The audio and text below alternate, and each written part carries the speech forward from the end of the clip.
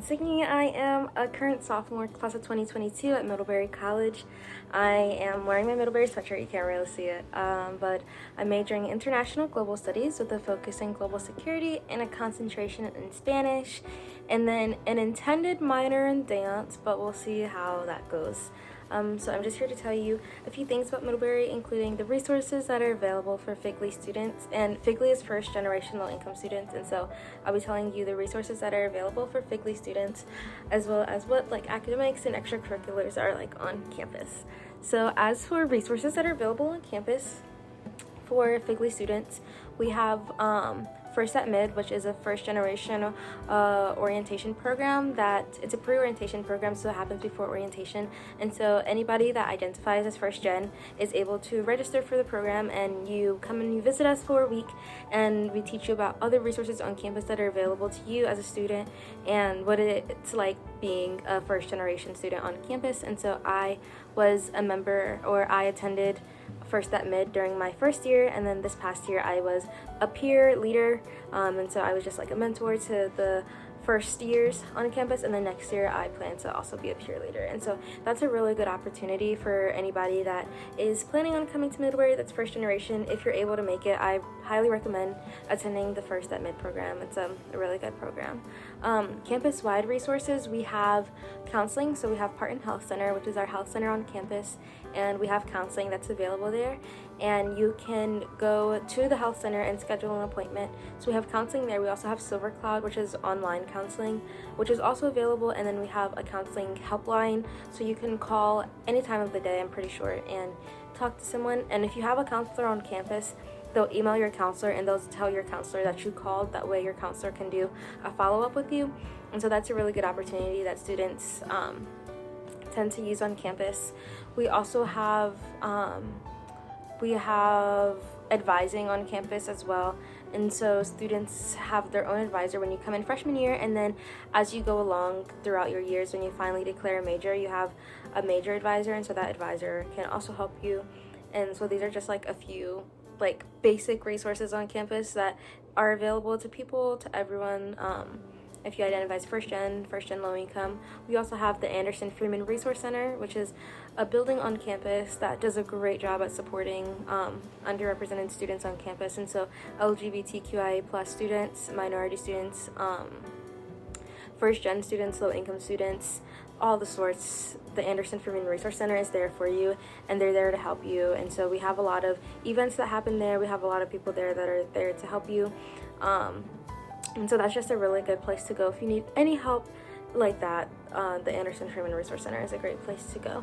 There are just many resources available to all students that FGLI students will greatly benefit from. For example, we have the emergency medical fund, and so if you have a medical emergency, you can talk to your dean, and they will work with you and teach you or show you how you can access the emergency medical fund. We also have grants on campus that are available to students. For example, we have a grant called the Opportunities Grant, and so if you have an opportunity that you want to pursue and you would like to find money for the Opportunities Grant is a great place to start.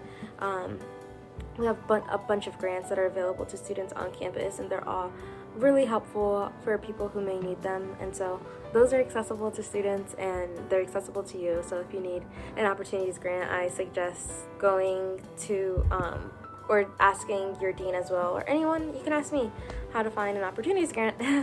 And so those are available to students as well. So we do have Opportunities Grants that are available to students. Another resource we have, this is an academic resource, it's called the CTLR, which is the abbreviation for the Center for Teaching and Learning Resources. And so at the CTLR, you can find peer tutors, so you can find either peer writing tutors or tutors for other classes that you may have, whether it's a language class, a STEM course, any course that you may have, CS course. We have tutors there, and then we have professional writing tutors, and those people also help you write your essays. And then I recommend going to go.middlebury.edu/CTLR/ and there you'll find all the resources that the CTLR provides. It's really a lot. They also help with time management, and so they have lots of time management resources there. In addition, They have time management resources there in addition to the tutoring resources that they have available for students. As for academics, we are an undergraduate institution and we work on a 414 schedule. And so for the fall semester, you will take 4 courses.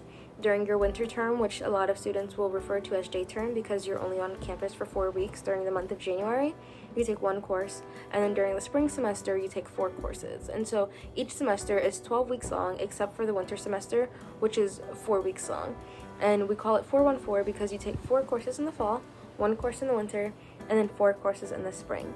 And so 414, and that's just the way that we work. And during your first semester, you'll come into Middlebury and you'll take a first-year seminar, which I'm sure is similar to a lot of other colleges and universities. You'll take a first-year seminar, and that seminar advisor will be your advisor until you declare your major, and then the other 3 classes are classes that you get to choose. But we do have requirements, and so we have requirements in 8 different fields.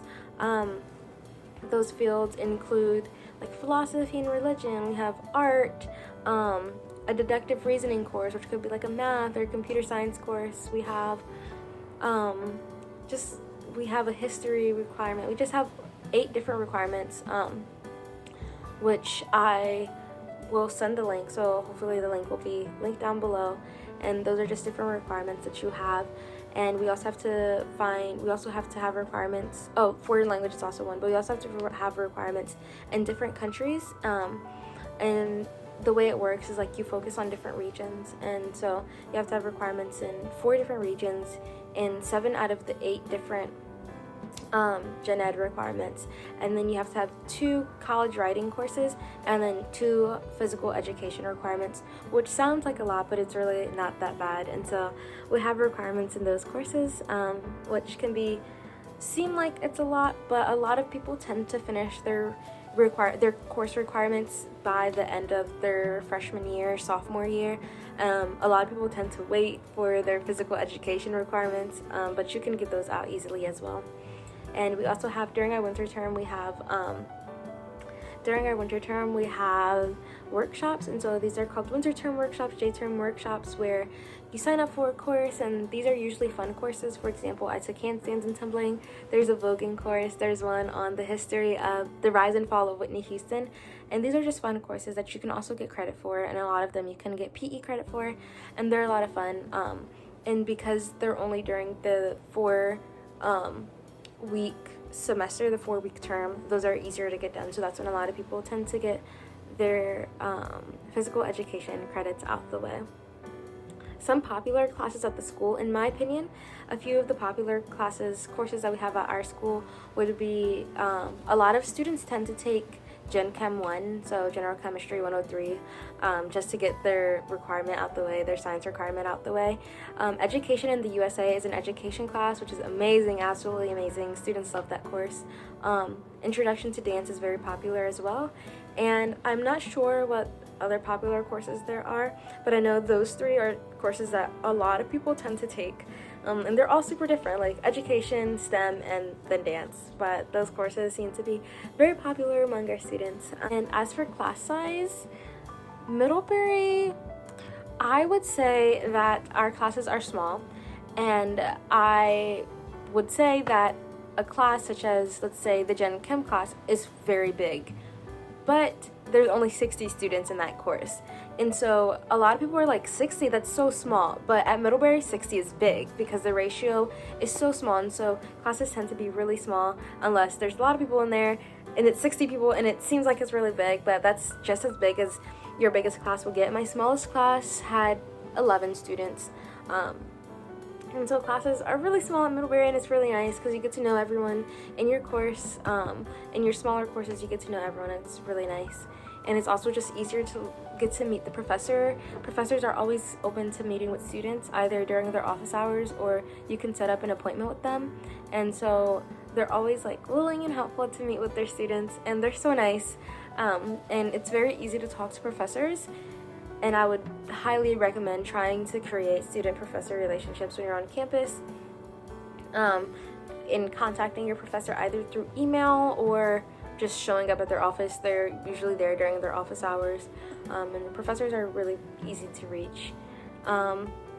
As for study resources on campus, we have a few study spaces in many different buildings. Lots of people tend to study together. We have organizations where they provide tutors for you. For example, Underrepresented in STEM, You Are STEM, is an organization on campus where students that are part of that organization pair up with other students in that organization as tutors. And so they're tutors for other students, and these tutors aren't the same tutors that are associated with the Center for Teaching and Learning Resources. These are students specifically for You Are STEM, and so they're tutors for You Are STEM, and then they tutor other students that are in You Are STEM. And so it's just a really great opportunity being able to work with people who identify as you and having them tutor you.